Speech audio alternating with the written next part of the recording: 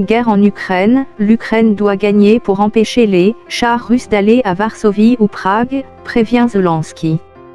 Ce jeudi, le premier sommet de la Communauté politique européenne va se tenir à Prague. Pour l'occasion, 44 dirigeants du continent vont se retrouver pour notamment marquer leur unité face à Vladimir Poutine. Le président russe assure que la situation militaire va se stabiliser dans les territoires ukrainiens dont il revendique l'annexion mais où ses forces subissent une série de revers face à l'armée ukrainienne.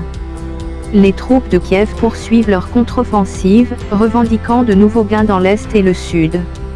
Volodymyr Zelensky s'est félicité de la reprise de 3 nouveaux villages dans la région de Kherson, assurant que le mouvement continue. Signe d'un désarroi en Russie, les revers de l'armée ont conduit Andriy Kartapolov à la tête du commission de la défense de la Douma, la chambre basse du Parlement.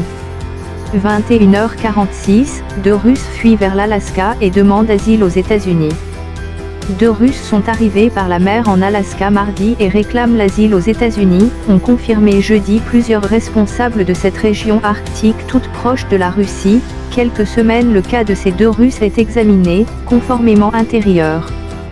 Cet incident montre que le peuple russe ne veut pas combattre Alaska.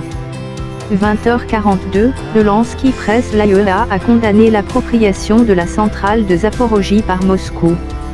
La centrale nucléaire de Zaporojie, Sud, la plus grande d'Europe, est, évidemment. Volodymyr Zelensky a de son côté pressé l'AEA à condamner l'appropriation de la centrale par Moscou, en la qualifiant de « raid ».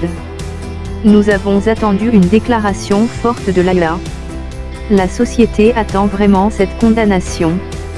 Moi personnellement je considère ça comme un raid, a-t-il déclaré à Grossi, cité dans un communiqué de la présidence.